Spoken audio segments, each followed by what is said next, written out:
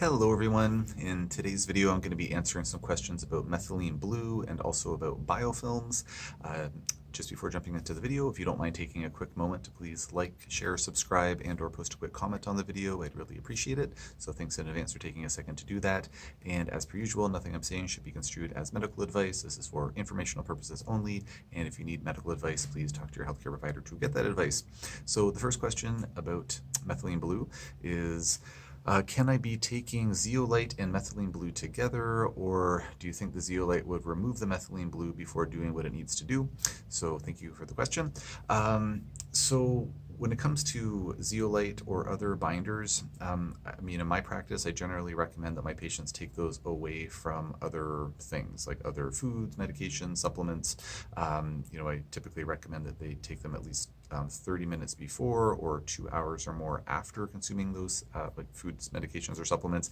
There are some exceptions around that. Like for example, if patients say it's usually convenient to take a binder, say before bed, because it's usually away from food and other things, but some people take melatonin. Well, if it's sublingual melatonin, maybe take the sublingual melatonin and then, half an hour take the charcoal, for example, or, take the charcoal, wait half an hour, then take the sublingual melatonin. Because if we just put our thinking caps on and think about, well, I take that charcoal, there's nothing in my belly, it's going to pass on down, it's not going to linger in the stomach for hours on end, it's going to pass on through into the small intestine, give it a half hour head start, then take the melatonin, it's sublingual, a lot of it's going to hopefully be absorbed sublingually, so it's going to get right into the bloodstream anyways. So anyways, there's a little exceptions like that, but that's usually what I recommend for my patients, by and large.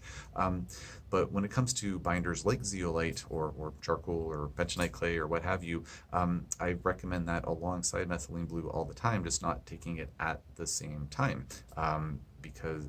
So in other words, if there's zeolite in the system, I don't think that, as long as it's not being taken at the same time or too close together, in my opinion, the zeolite's not going to bind up the methylene blue, or the activated charcoal is not going to bind up the methylene blue, in part because most of the binders that we use are confined to the intestinal tract. So as long as they're not as long as they're not mixing together in the digestive tract at the same time, as discussed, then there's going to be no interference whatsoever with methylene blue once it gets into the circulatory system.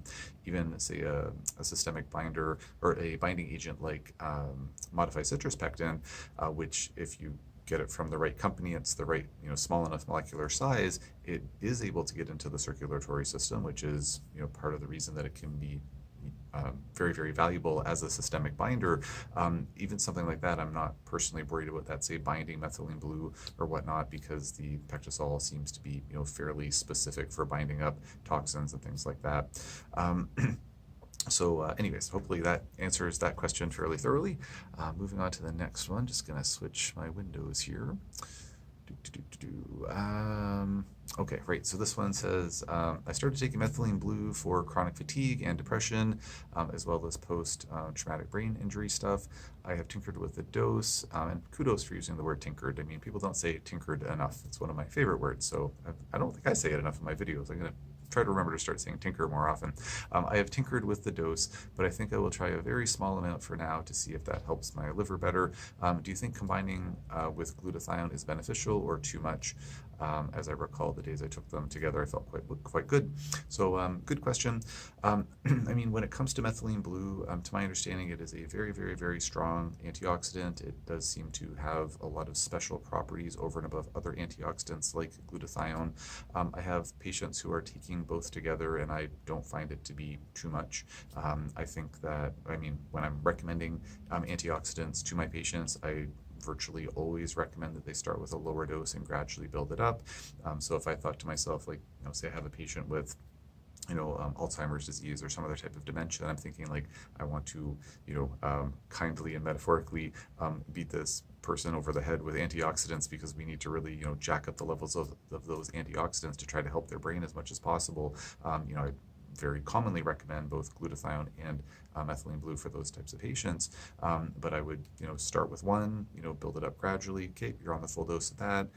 Maybe a week later, start building up the dose of the next one. So I find the two play together nicely all the time for folks. Moving over to the biofilm questions. So This one says, I am on 2 biofilm disruptors at the moment. Are we supposed to see mucosa in the stool? So I think maybe mucus in the stool. If yes, or maybe mucosa, I don't know. Both would be fair questions. If yes, how much is too much, or how little is too little? How do we know if it's working? So I've recommended biofilm disruptors to hundreds and hundreds of patients over time. I have had a handful of patients, so I would say probably maybe half a dozen at most, it's less than a dozen for sure, who have reported seeing like mucus in their stool after taking the biofilm disruptor.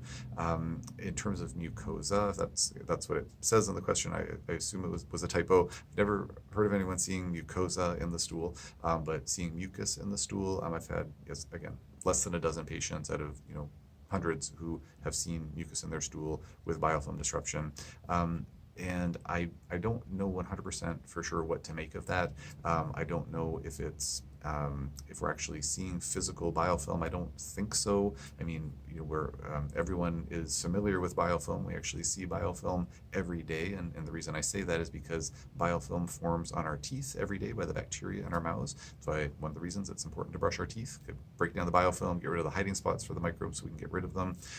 But even if your teeth are feeling like pretty fuzzy because you're eating too much sugar, it's been several hours, you went to a wedding or something, it's getting home at 2 o'clock in the morning, eating a bunch of chocolate cake, whatever it is, like, oh man, my teeth are feeling pretty fuzzy. If you look in the mirror, you're not going to see the biofilm. So I don't believe that when folks are seeing mucus in the stool or whatnot, I don't think that we can actually see biofilm.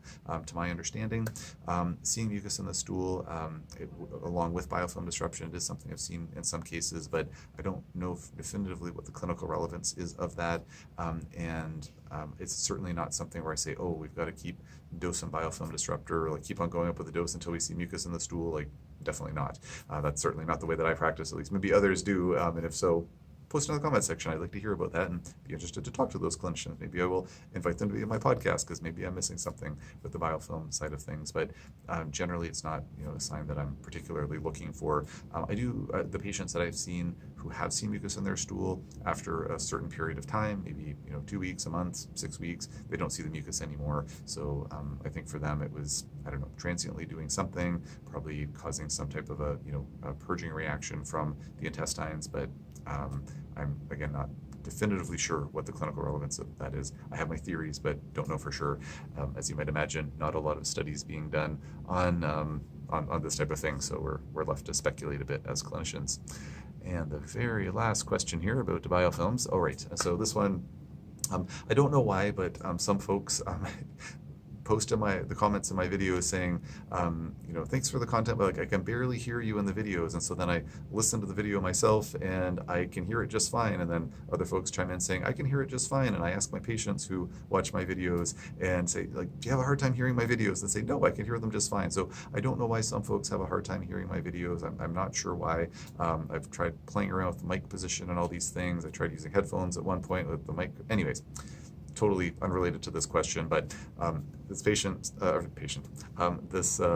individual posted a question saying, I listened to your video. This is another video about biofilms a dozen times. I still can't get the names of the biofilm disruptors.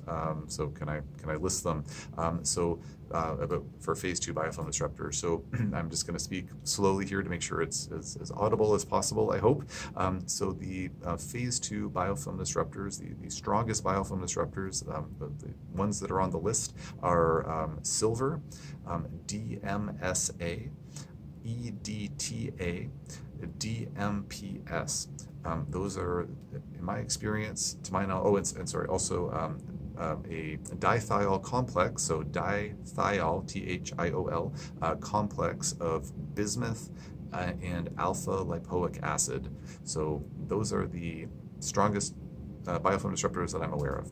So thank you for the questions. As always, if you have questions on these topics or anything else, just post in the comment section below. I will do my best to answer as soon as I can.